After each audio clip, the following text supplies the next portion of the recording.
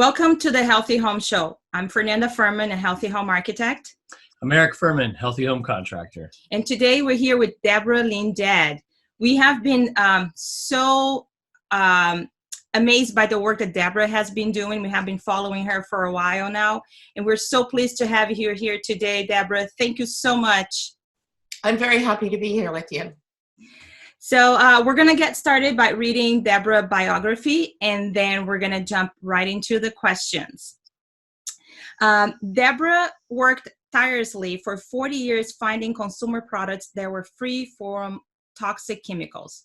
While others have researched toxins and their health effects, Debra specialized in finding the safe alternative.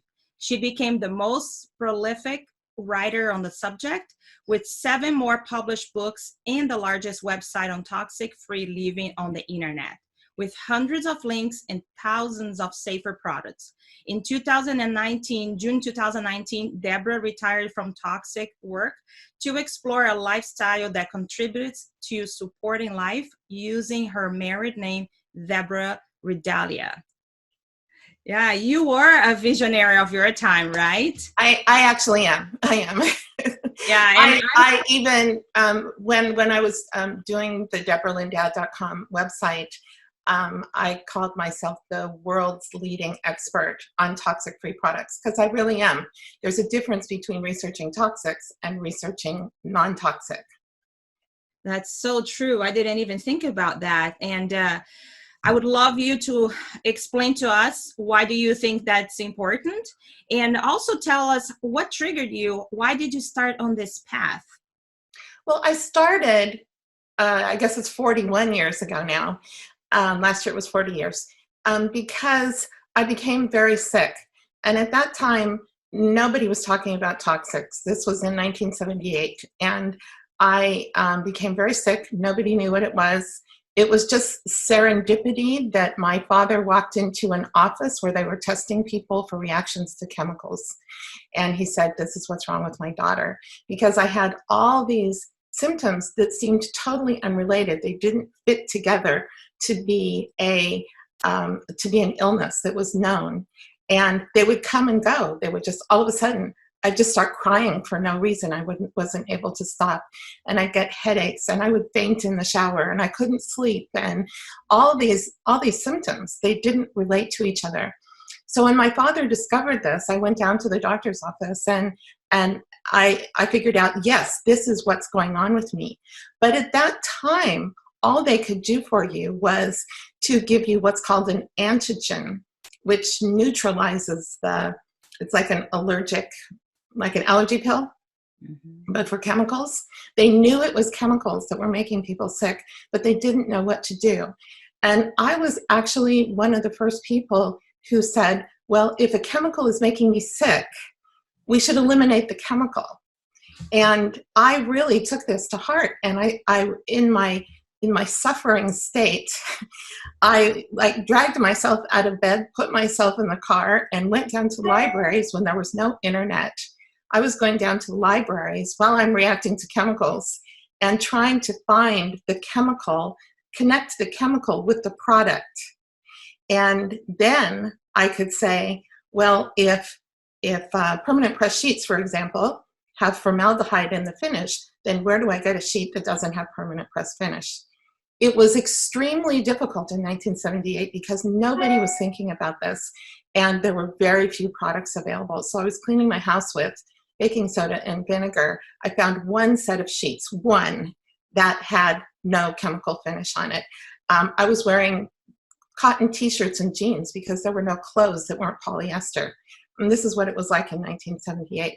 My father invented the first shower filter because I couldn't get into a shower without fainting because of the chlorine fumes, or I should say the chloroform fumes, because by the time the chlorine they put in the water, it mixes with stuff in the water and it comes out as chloroform in the shower. Nobody knew any of this until I researched it. And so then it was just a matter of, as the years went by, I promoted it. I wrote the first book.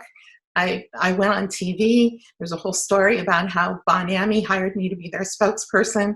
And I went on TV and I started talking about all these things. And slowly, the natural products industry developed. In 1978, there was no natural products, trade show going on twice a year. There was hardly natural, there wasn't even natural food stores. There were health food stores. There were none of these non-toxic products that we have today. And I just started talking about it, and the whole industry happened in the last 40 years. Well, I continued to talk about it, and I continued to find every product I could and let people know about them.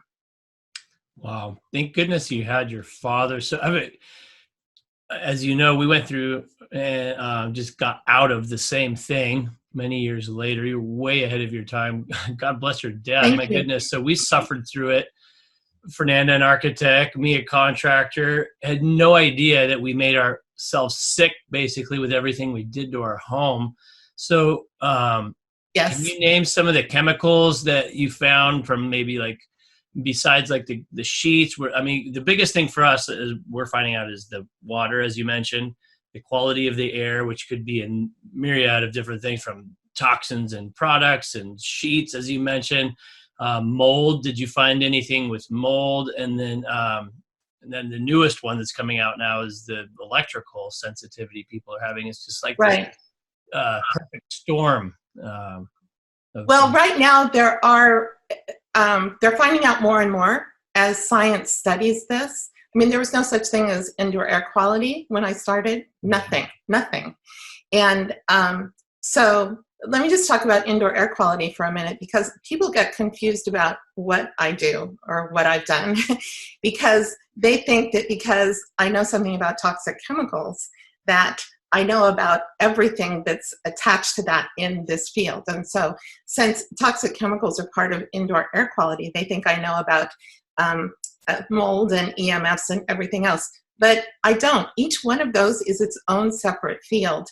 And as they came online, so to speak, I decided that what I needed to do was stay on the toxics path, because I needed to know where every toxic chemical was in every product in the entire marketplace.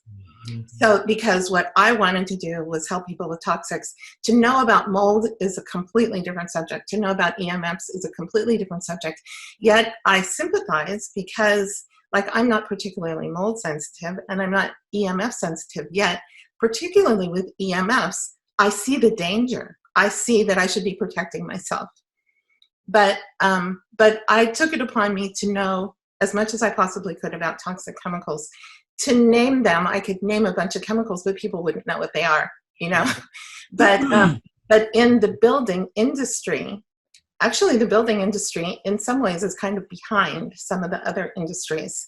I would go so far as to say there are very few houses. Like, one of the things that I do is that I work as a consultant to help people who want to build or remodel their houses find the non-toxic products to build or remodel with.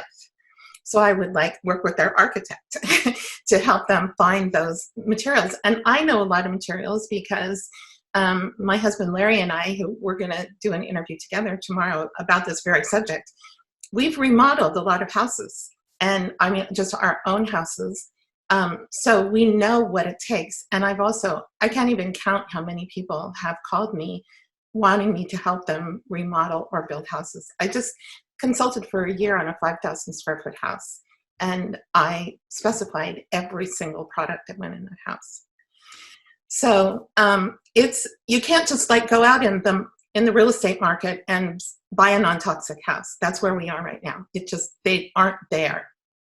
One of the difficulties that I have been seeing too, like when we start talking to the clients, and I worked with a very high-end architect here, and I tried bringing this subject to some of the contractors, like, what do you think about, the building materials? Do you ever feel like being exposed to them would have caused you to feel anything different or any symptoms? And they're like, are you talking about toxic chemicals? Seriously, we have been building like this for 100 years. I know I hear that a lot, but one of the things that happened right before I really became aware of how sick I was that I remodeled my kitchen. And that meant you know what contact paper is? Yep. It's vinyl, 100% vinyl, the toxic adhesive on the back. I fully 100% covered the inside of every one of my cabinets with contact paper like this far from my nose. Mhm. And I had taken, there was a wood paneling wall, and I used that toxic, like white stuff, I don't know what it's called, to put it on to make it white, you know. And we painted, and we used vinyl tiles with adhesive on the back for the floor.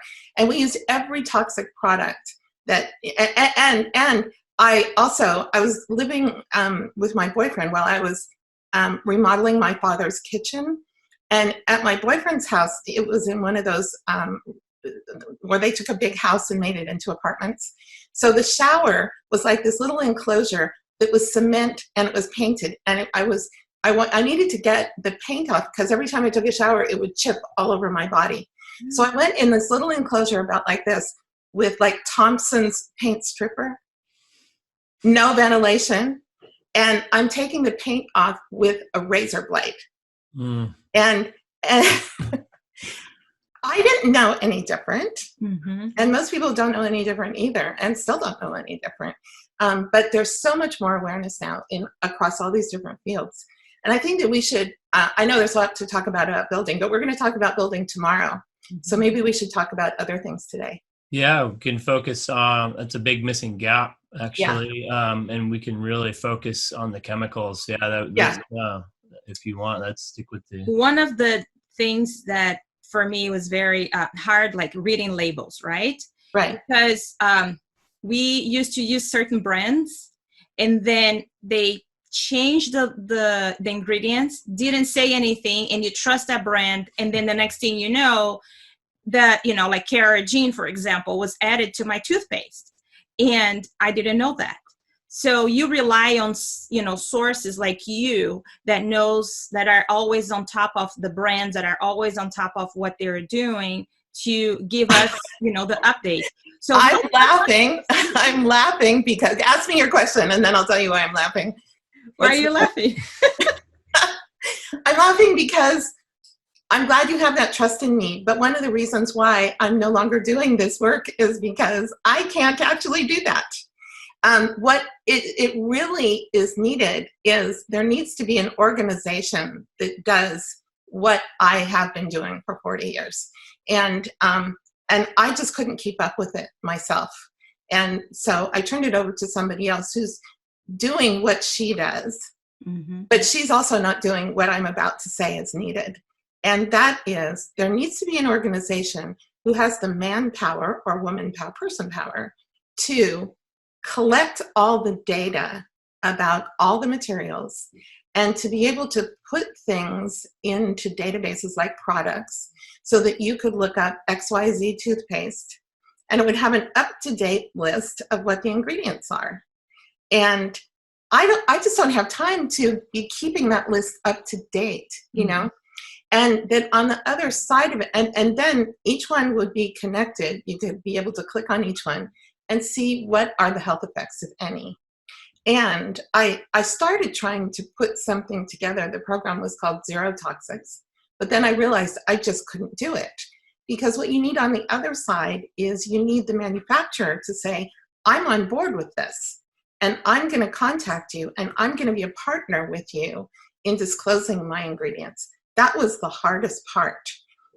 Was to, you know, that's a whole different hat to wear, to be in communication with them. So there actually needs to be a whole team. I know exactly what needs to be done. What I need is somebody who can run a business, have a pile of money, hire a staff, manage it, and I'll be the creative director, you know, because I have the vision, I know it needs to be done, and that would totally change the marketplace. But what we have now is, like, there's all these certifications of, at one point I put them all together and there was about 30 of them, but they didn't have the right qualifications. And so you had misleading things. Like one of the biggest ones is putting their certification all over all kinds of products. And I'm looking at these products and saying, how can they do that? It's because they only test for a limited list of chemicals. And so they say, this is certified to only have this level, this very low level or less of this list of toxic chemicals. And people think it's all toxic chemicals, but it's not. And some of the most dangerous chemicals like phthalates, they don't even test for.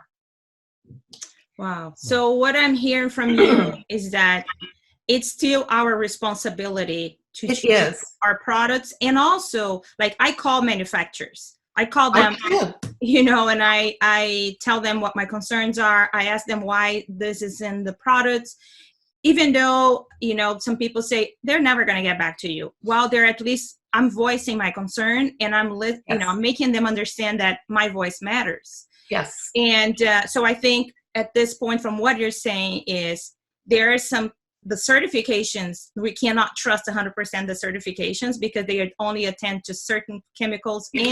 You can't trust the certifications that are certifying that a product is non-toxic. Mm-hmm. That's a whole, and I'm going to try to give you a 1-minute version about the problem of certifying non-toxic, is because there are certain things which are actually truly non-toxic, and there's no question about it. And then there are other chemicals where they're toxic to certain groups but not to other groups. And so when you say, or in certain amounts but not in other amounts, and so when you're saying non-toxic, what does that actually mean? And that was something that I was really struggling with. And so that needs to be much better defined. Now, what is a good certification would be something like an organic certification, where they have actual guidelines. They send in inspectors and they inspect that you are following the guidelines. GOTS, the Global Organic Textile Standard, is an excellent certification. They are amazingly thorough and they have good standards. And but then the ones that just say, we're certifying that it isn't toxic because we put this list together of 5,000 red list chemicals, and these chemicals are not in the product. That kind of certification doesn't work, in my opinion. Mm-hmm. What about, since you're well aware, nothing exists quite yet. EWG, for example, a privately held company. I don't even know how many, like you said, maybe they don't have a huge staff, but they have a wealth of information people are turning to, and like us. What's your opinion on companies like the EWG? Well, I think that they basically are a lobbying organization, that they're identifying toxic chemicals that they want to get off the market. And so they write these reports, they do some lobbying, and it's only been recently that they've been making product recommendations and certifying. They have their own certification program, but they don't have the background that, like I have, for example. And so they certify a bunch of products that I would never recommend, simply because it takes a long time to start collecting a perspective, to have the background information to know what is a good water filter. And they haven't done their homework. They're really, really good at doing things like, they did a great study about how even some chemicals that are toxic, that are not known to cause cancer if you combine them. And that's a really important thing to know, because it's not just about saying we're going to avoid formaldehyde because it causes cancer. Combinations of things will create cancer. That it's like this unknown, toxics is an unknown soup. And you put things together and you don't know what you're going to get. Absolutely. So what would you say, based on your experience and traveling through pain yourself, like for the listeners, to give some sort of hope? Like, what's the biggest thing somebody could do in their home, like today, or maybe the simplest, that they could start to remove toxins from their home? Or how do you even, there's so many questions. How do you check for them? How do you remove? Right. Yeah. Like, where do you start? where you start is with my book called Toxic Free, which I should have one in my hand right here, and I don't. It's just called Toxic Free. And you can, on the page where I have my free gift, I'll put information about that book too, so that people can get that. You can go to my DebrahLynnDadd.com website, which there's a section called Deborah's List, which has a lot of products that I've already checked out and know that they're non-toxic. One thing that people can do just without even reading anything, is that you could buy a water filter. And I'll put my recommended water filter on that page too, because you get so much exposure to water, to toxics from water. It goes right into your skin. It's immediate. It's faster into your body than drinking water if you're taking a shower in water. You could change your sheets. That's a big one, because formaldehyde permanent press finish will cause insomnia. And you can go to any place like Bed Bath & Beyond now. Everybody sells organic sheets. This is not difficult to find. So just get some organic sheets that don't have finish on them, and you've removed that exposure. So there are all these little things. Eating organic food. There's little places to start step by step. And my book, Toxic Free, gives you 50 steps that you can do. And it doesn't give a bunch of names of brands, but it shows you where the toxic chemicals are and gives suggestions on what to do. The other thing that you can do is, there's two parts to it. One is that you stop putting chemicals into your body, but the other thing is you need to take toxic stuff out of your body. And one thing I do have with that regard, sitting right here on my desk, because I take this every day. This is liquid zeolite, and I'll put that on my page too. Okay.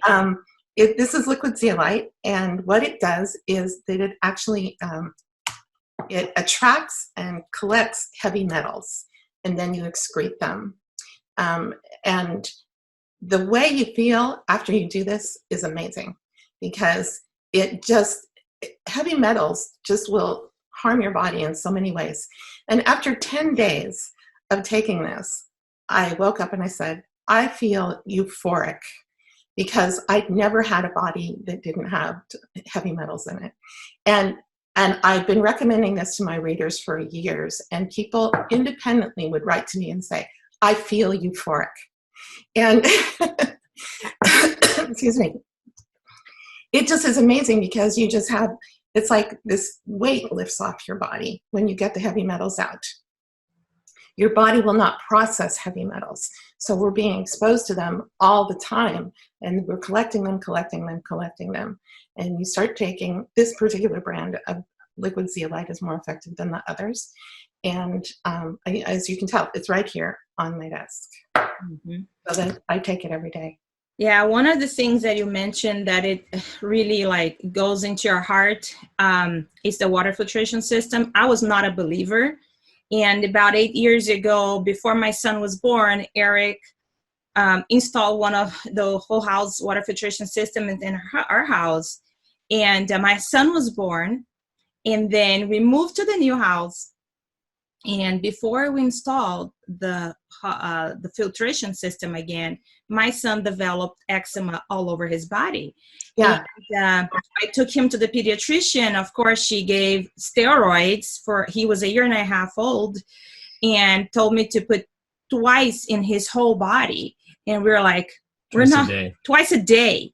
Yeah, no, I understand. When I first installed my water filter, when my father installed the shower filter, I started telling everybody that I knew who was also dealing with chemical exposure, and people started putting them on because we were just buying the pieces at the hardware store. Mm-hmm.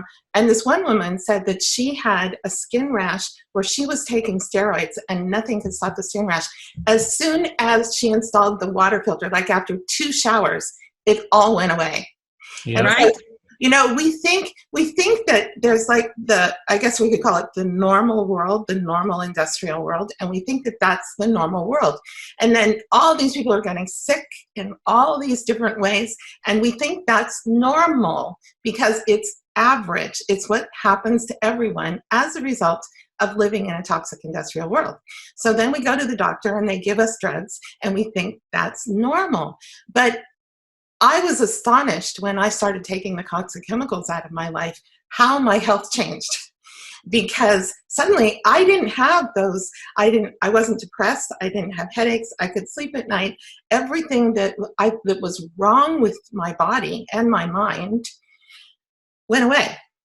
And yet there are so many millions of people who are still living in the toxic world, who are still suffering, who are still taking drugs, and they don't yet know that this is what they should do. I want to make sure, I know you probably have more questions for me, but there's a couple things that I want to say, and I want to make sure I get them in before our time runs out. Perfect. No. I want to say that last June, I decided to not do my toxics work any longer after 40 years. And there was a reason why I made that decision. And that's because I had been studying other things in the background and not really talking about them. And something I really want people to understand is that people think that even those of us who are aware of toxic chemicals, and I made this big mistake for a long time, they think that if you remove the toxic chemicals, then the world is fine. and that you'll be healthy just because you've eliminated the toxic chemicals. But that's not true. I found that even though I have lived probably the least toxic life of anyone on the planet for the longest period of time, I'm not 100% healthy. And the reason I'm not 100% healthy is that I had a lot of endocrine problems, and this is before we knew about endocrine disruptors. So even though I started out being what at the time they called it environmental illness, now it's called multiple chemical sensitivities, that's an immune system disorder caused by toxic chemicals. So you could be somebody who has that disorder and then heal from that and no longer react, no longer have your symptoms. But that doesn't mean that other body organs or systems are not being affected. So once I no longer was reacting to everything, I had endocrine system damage. And so I was infertile, and I had thyroid problems, I had reproductive problems, I had all the organs that are in the endocrine system. And you can look at everything that's ever been wrong with my body, and it's endocrine. And so you've probably heard of endocrine disruptors. Yeah. People are not even hardly associating endocrine disruptor chemicals with the endocrine system and saying, here, take this list of chemicals, get it out of your life, and see how your endocrine system improves. But I did that, and my endocrine system is improving. I found that food was tremendous. Like I started out, when I first started out, there was no organic food. There was no organic certification, nothing. So the biggest step that I could make was, let's get rid of the petroleum-based additives. So my first criteria, you can even go back, my very first book that was published in 1984 listed Godiva chocolates as an acceptable chocolate because it didn't have artificial colors or flavors or preservatives. And now look, we have all these organic and all these different kinds of chocolate. But at the time, that was the whole thing that you could do. And as times progressed, I got more, as organic became available, I started eating organic, blah, blah, blah. But it wasn't until just in the last couple of years that I decided I had to not eat processed food, industrially processed food. Because the natural food stores are filled with organic foods that are industrial processed. And when you eat a processed food, it takes out most of the good stuff. And so I found a huge difference in my blood sugar, which is another problem that I've been struggling with. They say that toxic chemicals affect blood sugar, but there's other things that affect it more. And if all you're doing is saying, I'm going to eliminate every toxic chemical and not pay attention to anything else, like a lot of people do when they find out about toxic chemicals, you're not catching these other things. And so at this point in time, the biggest reason why I shifted away from toxics is that I needed to present the whole picture. I needed to say, this is what health is about. And my free gift for this summit is a PDF that answers that whole question, because we're not going to have time to cover everything. But I wanted to make sure that I had a document that shows my new viewpoint, because toxic products are essentially a result of industrialization.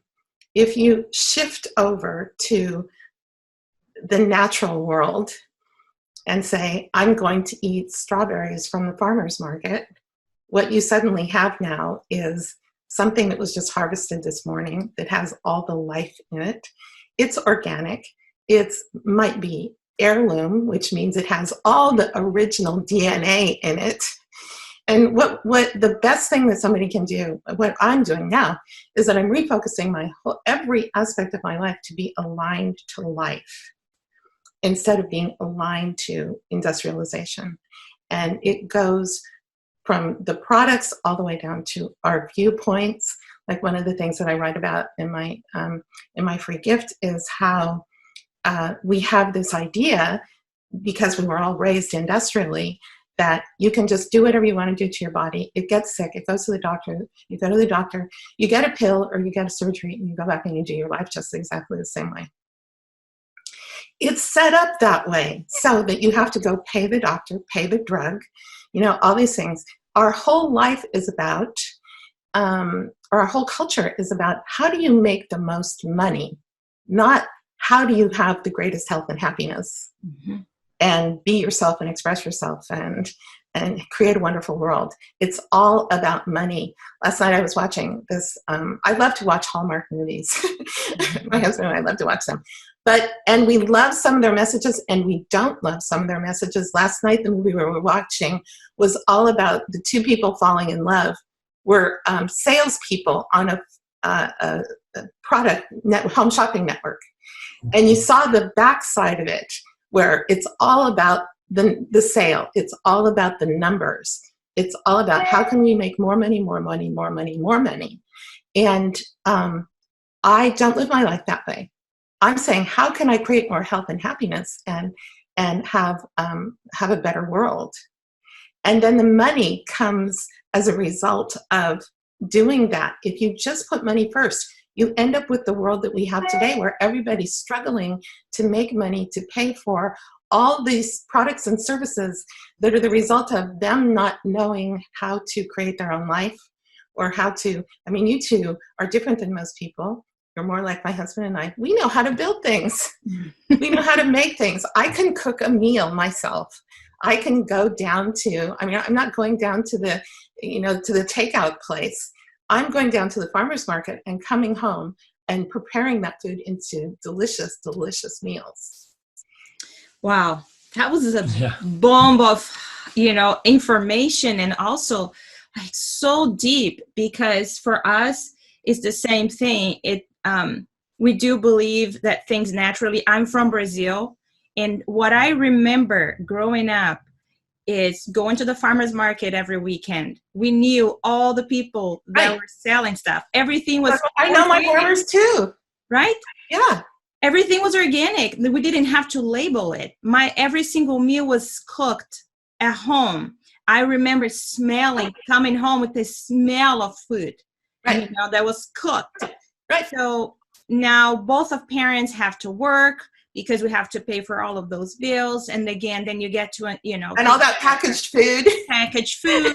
And, there is this misunderstanding, or the information that organic, but it's packed, but then it's not packed with ingredients that you need or nutrients that you need.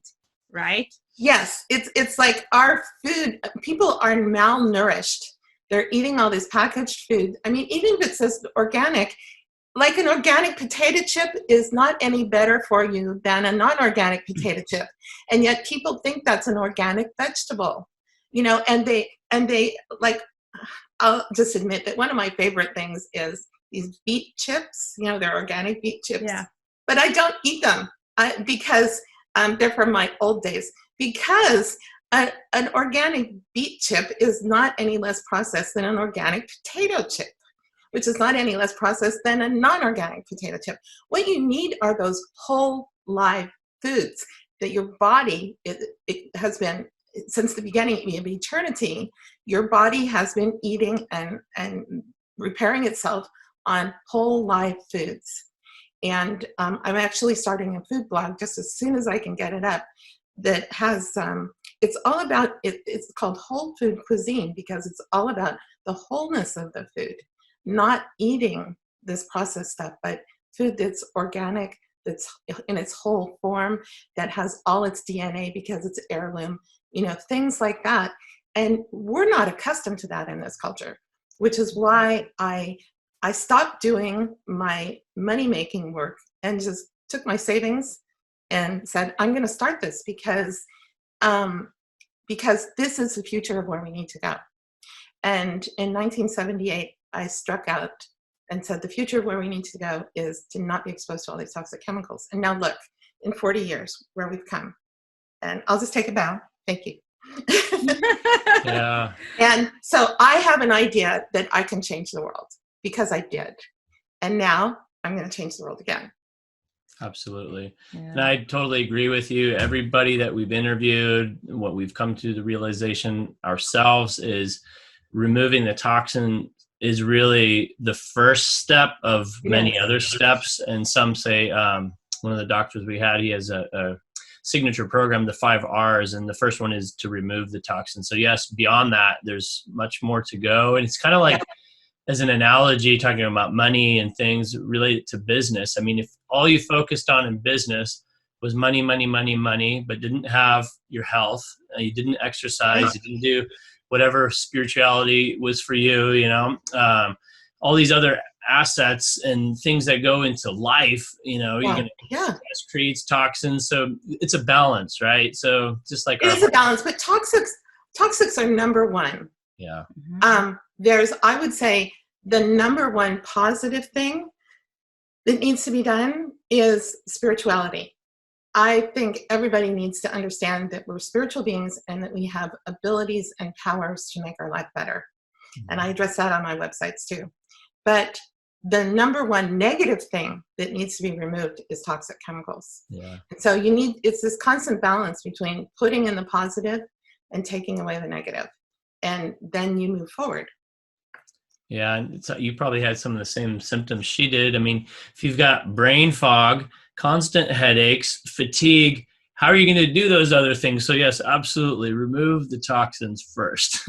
Remove the toxins first, and also I'll just say again to take liquid zeolite, because that will within a matter of days start clearing up all your symptoms, and make it easier for you to remove the toxic chemicals. I mean, that's just, at this point in time, it's just the first thing to do is to start getting the stuff out of your body. And then yes, you need to create a non-toxic environment to live in. And it just needs to be not what you do temporarily in order to heal, it's what you do for the rest of your life. And if you think that, oh, I need to get back to my toxic life, like when can I get back to my toxic life?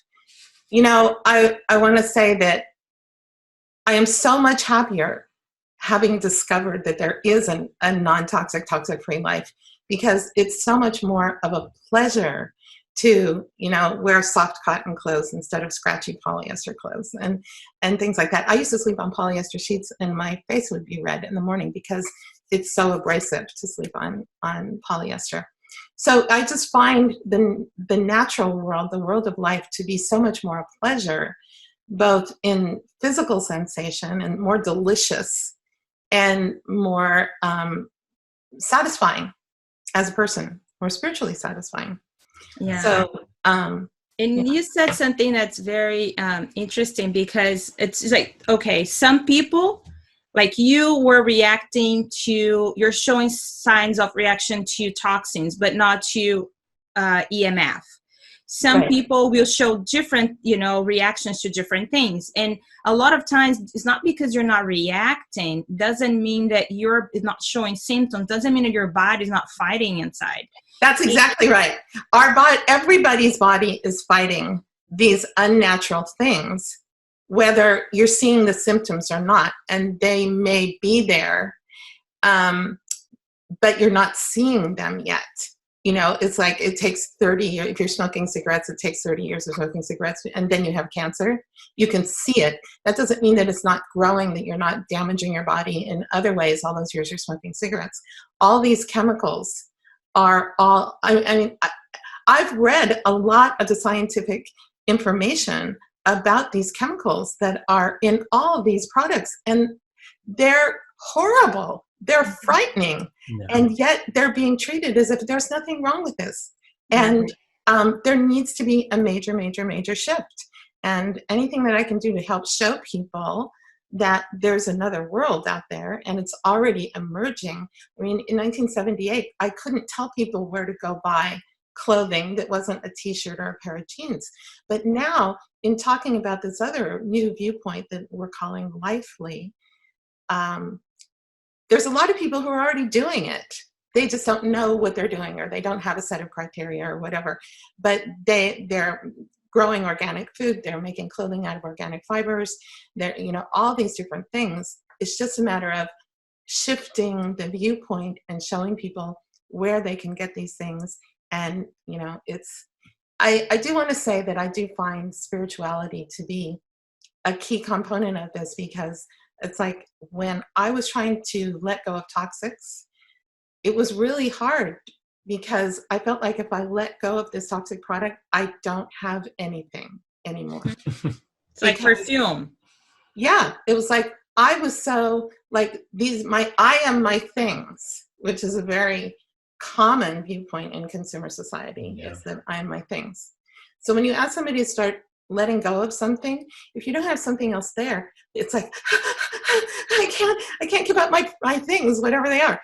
But having a sense of myself as a spiritual being, if there's I am I, and my things are my things, and I can say, well, that's just a thing. I'm still here. You see the difference? Yeah. And that's why I made a big deal to have a whole separate website. I have a group of websites about this, and a whole separate one is about spirituality, because we need to have that sense of ourselves.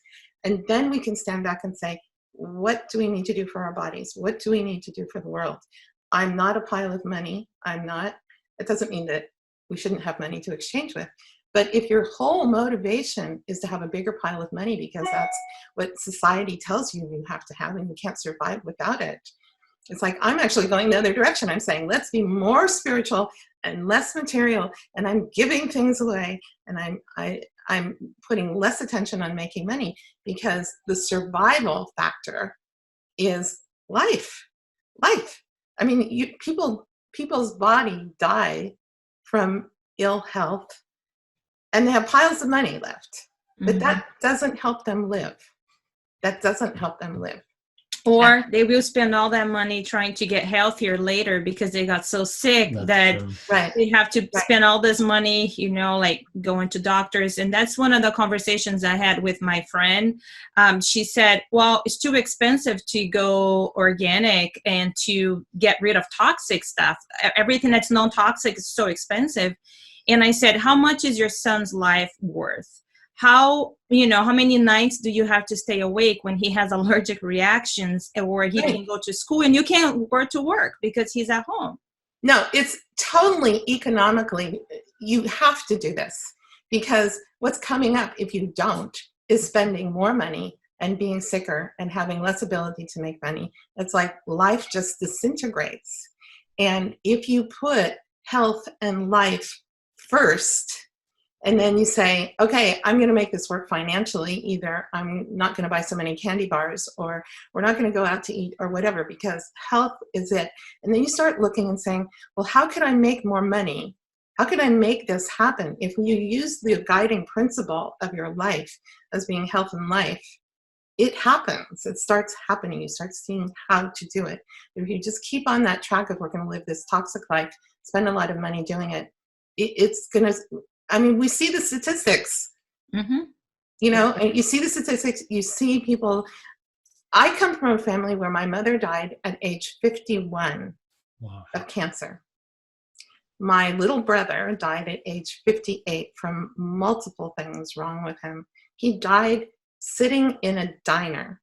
He just was sitting there alone, and he just fell down into his dinner, all alone. And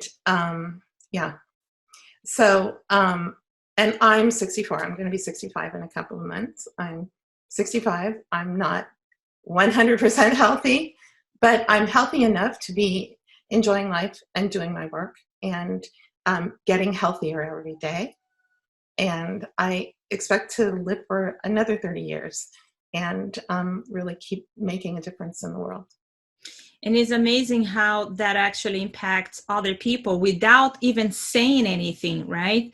Yeah. I see how I asked one of my friends one day when I was searching for the spirituality that I had lost while trying to keep up with the bills and paying, making more money. I stopped at a friend's house and I said, who am I? When you look at me, who am I? Yeah. She never said architect. She Yeah. said, you are health conscious, mom. You worry about what you put in your body. You're always reading labels. She told me all these things that I was like, really? What about architect? She's like, yeah, and you are an architect.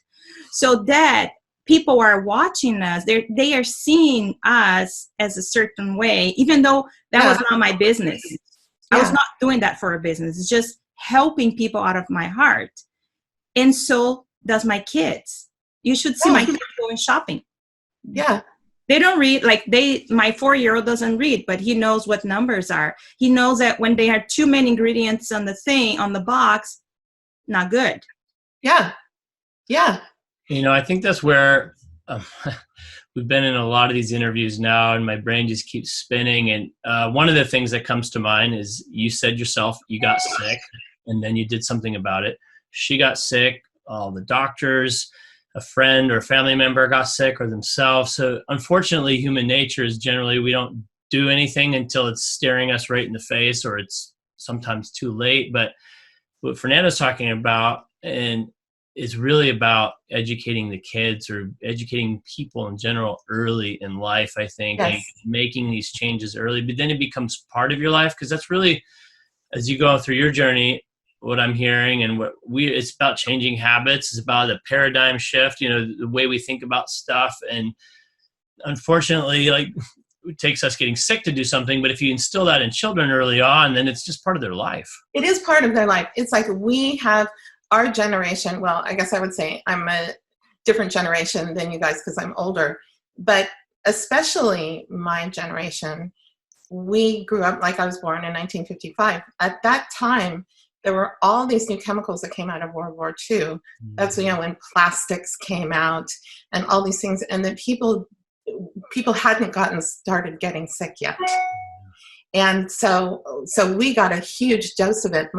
I didn't actually know this until a few years ago, but in 1944, the pesticide DDT was already ubiquitous on the earth. It was ubiquitous already in 1944, which means that, I don't know if you ever saw Environmental Working Group did a study where they took the blood out of the umbilical cord of babies and they found that they all had toxic chemicals in them. Well, when I saw that about DDT being ubiquitous in 1944, I was one of those babies. You were those babies. It's like almost everybody on the planet are those babies. Mm-hmm. And so we're born with damaged DNA and all those things that we've turned into a damaged planet in a very short period of time. Yeah. But we act with what we were raised with. If we raise our children with a different paradigm, they will act that. I actually feel quite optimistic about the future because I see us moving in a direction of more awareness, more love, more spirituality, and the wholeness of lifestyle that comes from that. And so what's going to happen is that we're going to have a whole different way of viewing things. We're going to do our healthcare differently. We're going to have different products available. We're going to have more organic farms. The whole landscape of how we live on the planet is going to change. And it's going to change in a really positive way because it's already happening. So the more we support those things, the more and faster it's going to happen. And that's basically what I'm doing with my work now, is that I'm identifying those life-enhancing things that we can be doing rather than spending my days finding out the health effects of the latest toxic chemical, which needs to be done, but it's not what I need to do. Yeah, and I think there's done only in the sense that we need to know what needs to be eliminated so that we can put our attention on the good. And I think there's a new wave of, young people now that are already talking about it. I have friends that all of our kids they already talk about, oh, this is organic. Oh, this is, we should not be eating this. This has red 40 on it. The young kids are already talking because the mothers are already talking about it. There's this new generation of mothers that are just very conscious. Yeah. That are making the effort and they're talking about it. They are, and it's on television. It's on the commercials. Mm-hmm. You know, they're advertising organic and cereal commercials, you know, and they're having things about, oh no, don't eat that, it's got the red in it, and it's on commercials, and it's very heartening for me to see that change in awareness in only 40 years. Yeah. And because I've been talking about it so much. So in a way, I've had to do a lot of education, but now it's become so mainstream that there is awareness about it. The problem that we still have is we have more people who are aware now, but we don't have the background information collected, like we were talking about at the beginning, okay, so now we have people who want to buy non-toxic products. They're not well labeled. They're not well documented. They're not, I mean, there are federal laws that you can't make claims without documentation. And so you have people making claims about non-toxic, but where's their documentation? Mm-hmm. There's still places that we need to go with non-toxic products.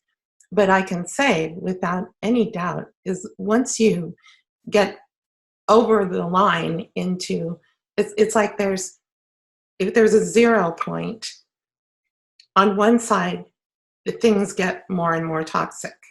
And so if you're way over here, am I off the window here?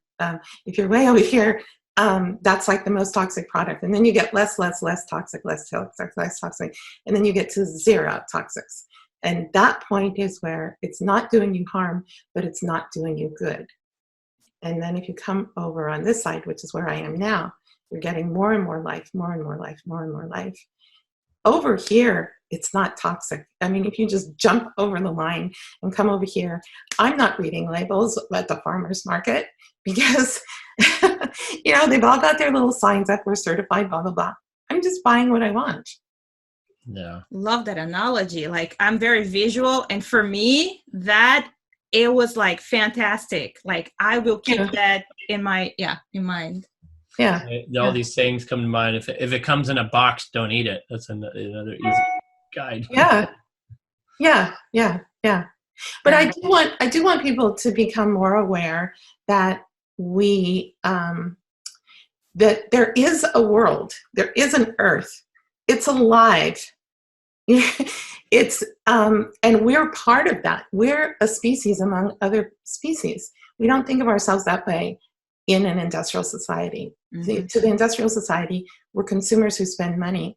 I think of myself as being a human being who lives in an ecosystem, who lives on a planet, and that the same life flows through me and you and everybody that's watching this, and all the trees and the butterflies and the water and everything. It's all one system, and it all supports us. And once you can get across the line and see that, life changes. Because this is really the truth. The industrial world is just this temporary thing, but it's so ingrained in us from the moment that we're born, it's hard to see anything else. But there's this beautiful shining thing over here that's alive, and that's what I want people to see. Yeah. And it's funny that you're talking about industrialization, because a lot of the times, they make things cheaper. To make things cheaper, they have to make more. They have to put more, toxins in it to make it last. So also has a lot to do with our needs. That's to fulfill our needs. If our needs change, then the industry will change. It's like when you go to a restaurant and you expect the plate to have 20 eggs, 20 bacons, 20, this. Well, what do you do with that? Then you throw half of it away. The waste that we have because, all of our needs, I think what's need to change now, it's how we communicate our needs to the industry by not buying, by expressing ourselves even in social media. Like, when I buy something, hey guys, I found this is good. Or, contacting the manufacturers. Well, I've found in my work now that the first thing that needs to be done is we need to find out what actually are our needs. Mm-hmm. And when I started looking at that, it was really amazing to see that, because and we'll talk about more about this in the other show that we're taping tomorrow about the houses. We're building a tiny house, and so we're going from we came from a 1,600 square foot house. Right now we're living with Larry's parents, so our space is pretty small.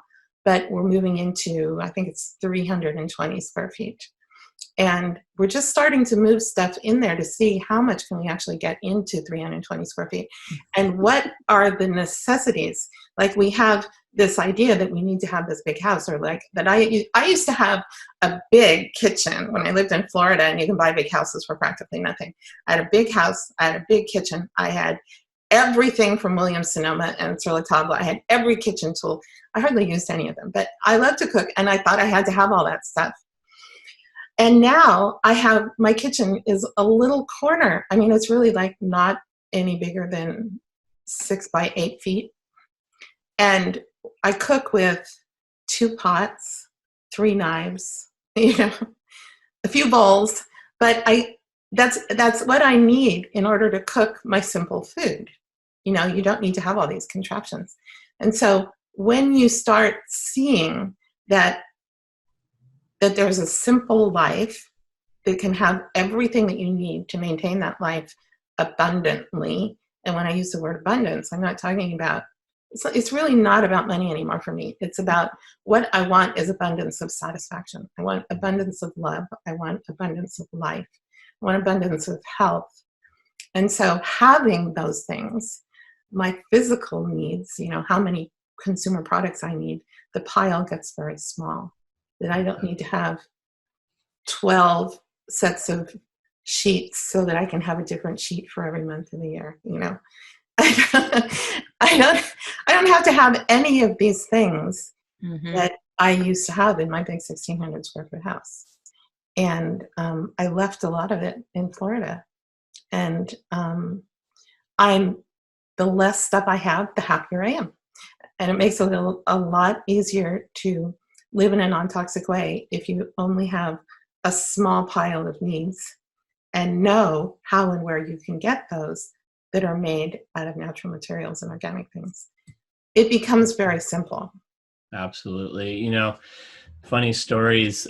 When Fernanda and I first met years ago, and I took my first trip to Brazil, I was pleasantly surprised by many things down there, and one of them was the lack of clutter and things. Like here in America, you see people with their garage full of things. They don't even have their cars in there generally, and then they need to go get a storage unit. When you go to Brazil, you'll see 3, 5, 10,000 square foot home, huge garage, and the garage doesn't even generally have doors on it because they're showing off their cars, because cars are very difficult to get there. I mean, they're like 10 times the price. Like, for example, a Toyota RAV4 would be $120,000 of their dollars there. Wow. Give you an idea. So there's nothing in the garage. They have very few items. They don't always have the latest cell phone, and they take care of their things. They have 1 pair of glasses. Yeah. Generally, I mean, it's changing. The American culture is kind of migrating there. You see it, but let's say go back 12 years ago when I first went there, it was a lot different. People led a lot happier, more outgoing. They weren't in the house so much. They were doing things with people and enjoying life. And we've kind of lost that here, getting rid of things. Yeah, the consumer culture has taken over. Yeah. And I see it even in my own lifetime. And especially I see us having a consumer culture frenzy now. I think that it's all going to collapse because there's a process that happens with how things grow and die.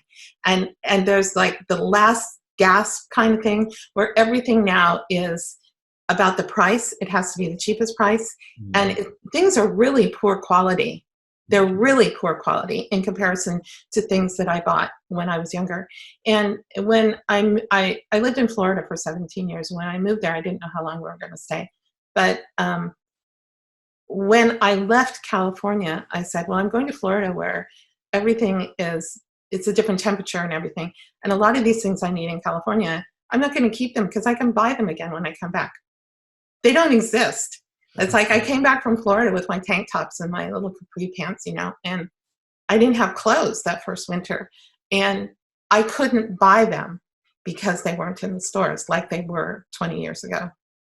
And so I did end up buying some clothes, but I bought some clothes online. Like this shirt I'm wearing, I had to buy it online. I couldn't buy a shirt like this in a local store. And now we're getting to, we're so frustrated. We go into stores because we're accustomed to a lifetime of, you want to buy something, you go to a store and they have it. Now you can go online and it'll say, oh, we have this, and you go there, and no, you have to order it online. And so you can't just go buy something. You have to wait a week for it to be delivered and pay twice the price to pay for the shipping. This is not normal commerce. This is desperation for money. And then if you go online, it's like everything, so many things where you can say that they're selling. You can make so much money by doing this and this and this and this. It's not about giving quality service or selling a quality product. It's like, how are you going to make the most amount of money? And that's taken over our ability to even think in terms of quality or what's going to support our own health or support our planet. All of these ethical things need to come to the fore, and then it'll all sort out. And I think that it will, because industrialization is a finite activity. It just is. You just can only take it so far, and then the planet will be dead, and we'll all be dead. And at some point, people will wake up, and people are already waking up and saying, "Wait a minute! If we're going to have a planet, if we're going to have a future, we need to do things differently." Mm-hmm. Yeah, humans. Yeah, that's why I think empowering kids at this age, that's one of the missions I have. It's, empowering moms to empower their kids so that we can make, otherwise they're not going to have any planet left for them that are going to be sustained. No, there won't be. Right? We have to sustain life. It's part of, one of the things that I've learned spiritually is that inherently there's a drive to sustain life. That if you look at other species, it's like a tree wants to live, a bird wants to live. And that same want to live is in every single species, including ours. But it's been numbed, it's been forgotten, it's dormant.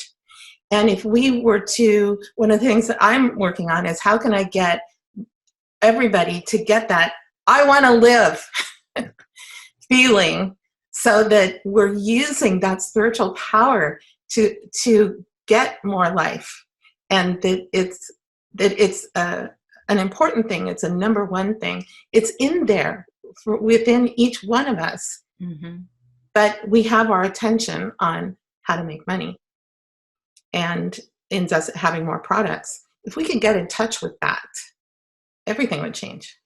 Right. Wow, this was such an enlightenment for us. And I'm sure Eric feels the same, because we share the same ideas. And I think the gift you have for the audience is fantastic. And I think it will help everybody connect the dots in between spirituality, in between changing your needs. And I think you touched in so many points here. Is not just about saying I'm toxic free. It's about a mindset. It's about a life change. It comes from inside. It comes from your needs, changing your needs, changing what the outcome, which you will change from inside. So it really is changing the outcome by changing the inside and changing our views and understanding who we are, what we need, what the possibilities are, and that we can create a different outcome. Yeah. Well, thank you so much. I really appreciate it. It was such a great conversation. I really appreciate it. Yeah. Thank you for asking me.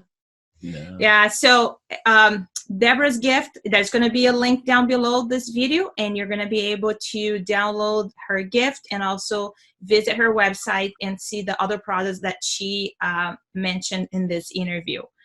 Thank you so much, Deborah. Thank you. Bye.